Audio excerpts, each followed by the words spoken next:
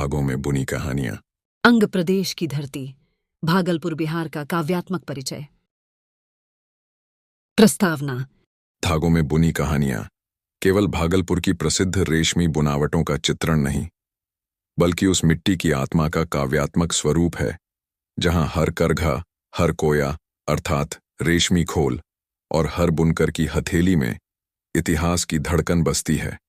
इस रचना में रेशम एक वस्त्र मात्र नहीं, बल्कि परिश्रम, साधना और संस्कृति का प्रतीक है, जो अंग प्रदेश की धरती को गौरव और गहराई दोनों से आलोकित करता है।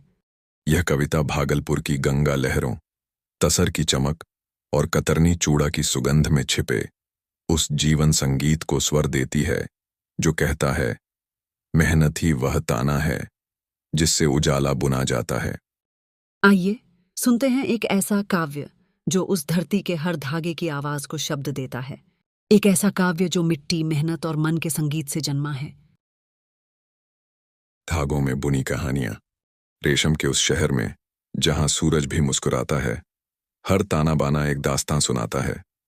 करघों की ताल पर जब सपने झूमते हैं तो धागों में भी जीवन के रंग घूमते हैं।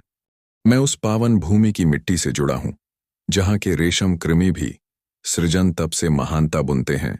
उनके नन्हे कोयों से उठती हैं रेशम की लहरें जो भागलपुरी तसर साड़ियों में सतरंग पिरोती हैं। यहीं के बुनकर मेहनत की मूरत, कला के प्रहरी भागलपुरी चादर में इतिहास का सौंदर्य बुनते हैं। हर धागा बोलता है, यह श्रम नहीं, साधना है। हर बुनावट में समर्पण की साधुता बहती है। गंगा की लहरें भी रुक रुक कर सुनती हैं जब करघे की थाप में जीवन झंकृत होता है। रेशम नहीं, वो संस्कृति का संगीत है जो भागलपुर के हृदय से जन जन तक गूंजता है। और जब संध्या की छांव में थकन उतरती है तो कतरनी चूड़ा की भीनी सुगंध बुलाती है। उस स्वाद में बसता है अपनापन और सादगी, मानो मिट्टी भी मुस्कुरा उठी हो अपनी महक से। धागों में बुनी ये कहानियां कहती हैं, चुपके से हम मेहनत के कण हैं, उजाले के रूपक से।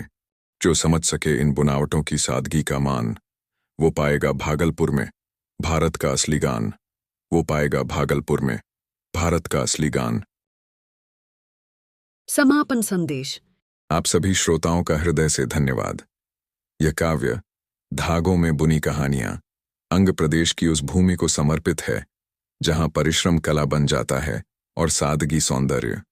इस रचना के रचयिता हैं डॉक्टर विभाष चंद्र झा, विचारों की वीणा पर शब्दों का राग सजाते हुए।